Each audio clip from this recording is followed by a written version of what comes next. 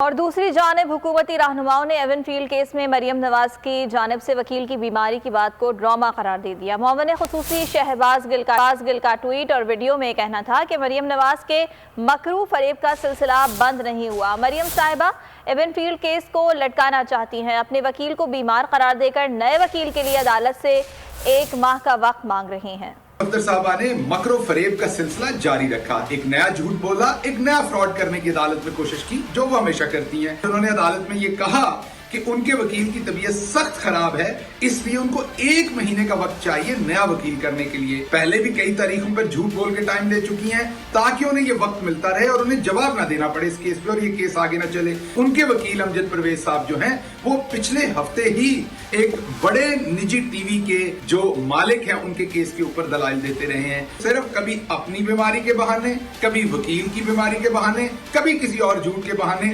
اس case کو آگے سے آگے لٹکایا جاتا ہے۔ شریف خاندان سے جب بھی ان کی کرپشن کے اوپر سوال ہوتا ہے، جب بھی احتساب کی باری آتی ہے، یہ بیمار ہو جاتے ہیں۔ پہلے یہ سنا تھا نواز شریف بیمار ہو گئے، کبھی شہباز شریف بیمار ہو گئے، کبھی مریم صفدر بیمار ہو جاتی ہیں، لیکن آج پتا چلا کہ آج وکیل بھی بیمار ہو گئے۔ وکیل بھی جو ہے وہ بیماری کی وجہ سے ان کے کیسز کو جو ہے وہ نہیں ڈیل کر سکتے۔ التواؤں کے پیچھے چھپنا، یہ ڈیلیئنگ ٹیکٹکس کے پیچھے چھپنا، یہ شریف خاندان کا پرانا وتیرہ ہے۔ سبسکرائب کریں اور بیل دبائیں تاکہ کوئی خبر رہ نہ جائے۔